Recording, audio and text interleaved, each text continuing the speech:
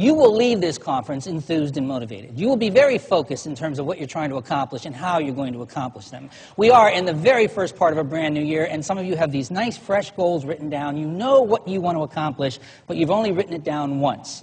I have an opportunity in my profession to meet a lot of successful people. I'm going to give 5 presentations this week to all different kinds of companies all across the country. I leave here, San Diego, this morning, and I fly to Dallas. I speak in Dallas tomorrow. And then I fly back to California, and I speak on Tuesday in Manhattan Beach. Then I fly from Manhattan Beach, I go out to Washington, D.C., and then I go off to Hawaii, all in the same week. All totally different kinds of companies. And in those presentations that I speak to, like this, I get to meet some very successful people, very motivated, very driven, very dynamic individuals. Often if there's a banquet or something, they will sit me next to the president of the company. A lot of times they'll point out the high achievers. There's our #1 producer. There's a salesperson of the year. That person over there, phenomenal manager. I get to meet people that are high achievers. And I got to tell you, these people don't write their goals down once a year and stick them in a drawer. These people are writing their goals down 2 or 3 times a year. These people are doing something every single day to kick up their motivation and their enthusiasm. I compare it and analogize it to exercise.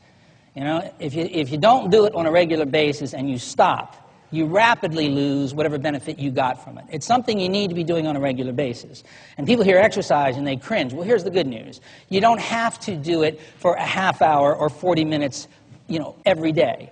Your goal-setting process, your focus, your charting the course process really only has to be a 3 or 4 minute a day process. Why not keep a notepad on your desk and rewrite your goals 2 or 3 times a week? If you're not going to do that, why not once sit down and get those goals on tape or on a CD? It is exceedingly simple. For most of you, all you have to do is plug a microphone into your computer and Windows Media is going to boot up. And tell it you want to make a recording and sit there and read that goal sheet of yours into a computer or on a tape.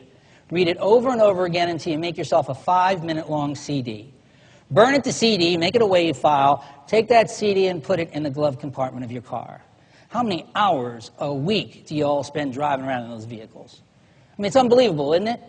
How difficult would it be maybe once a day to take that little gold CD of yours, pop it in the machine, and hear in the background your own voice reminding you over and over again what your production numbers are, how many new brokers you want to generate, how you always want to ask for referrals. Now, a lot of people don't think this works, but it works very well.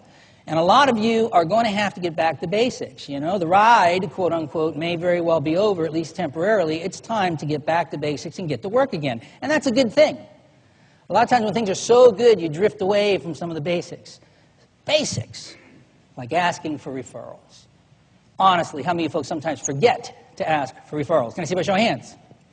Honestly, how many of you forget to ask for referrals? Come on now. Right? There's about half of you that forget to ask for referrals, and it's obvious. A lot of people feel that asking for referrals is pushy or presumptuous, and they don't really want to do it. You want to correct that in a couple of weeks?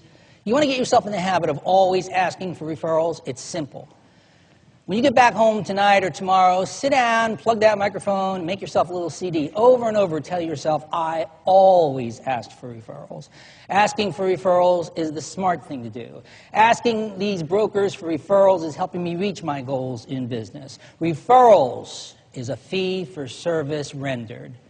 Over and over again, tell yourself to always ask for referrals. Make a 5-minute-long tape over and over again. If you played that tape in the background while you're driving around to an appointment once a day, every day for the next couple of weeks, do you honestly believe you would ever again forget to ask for referrals? Now, that's one very basic thing you could do that would probably push your income up by 15 to 20% if you're currently forgetting to ask for referrals. Want another simple thing that'll bump your income 20, 30% if you're not already doing it?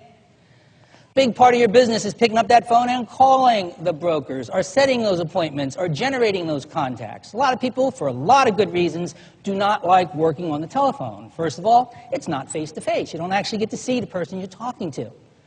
Secondly, you get no feedback from the person. You feel like you are invading them by not, actually seeing them or having an appointment set. A lot of people hate working on the telephone. And if you're one of them, I'll give you a little clue. You want a little test? Want to see where your head's at in this business? When you get back to your office tomorrow or the next day, sit down, look at your desk, and ask yourself a very fundamental question. How have I laid this desk out? Where's my telephone? A lot of you don't like working on the phone, so you have unconsciously arranged your desk in the following way. Right in the middle, there's some big visual distraction. Usually it's one of those giant empty coffee cups or a soda glass, and around it is all kind of non-dollar producing stuff, maybe a newspaper, your laptop, pamphlets, stuff that maybe needs to be read, but not in the middle of phone calling hours.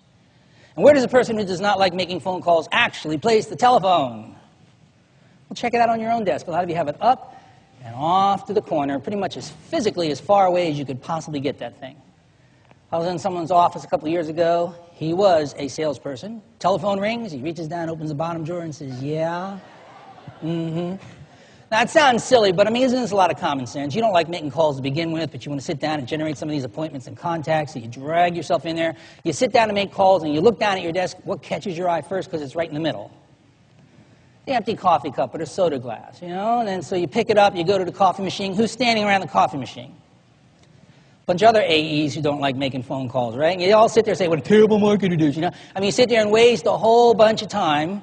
A lot of you, my favorite, by the way, is when you go in there and you see 5 or 6 of them standing around a coffee pot watching the pot fill. That's always my favorite. There's a good 10 or 15 minutes dead. Then they go back and they sit down and they pick up the telephone and they start, reach for the phone. What catches their eye this time?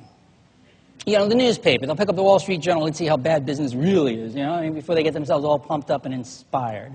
It's an exaggeration, but isn't it true? Isn't that what a lot of people do? They'll find all kinds of creative ways of avoiding what they don't want to do. Make yourself a CD over and over again in the background. I enjoy working on the phone. I make at least 10 prospecting calls every day. When I sit down at my desk, the first thing I see is the telephone. I enjoy connecting with people over the phone. Now, I know it sounds crazy, but if you just had that playing in the background for a few minutes each day, just drilling that message subconsciously into the back of your brain, when you sit down at your desk, you're going to start noticing the telephone instead of all those visual distractions. It's so simple. It only takes maybe 10 or 15 minutes to make one of these CDs, and it can really push your income up dramatically.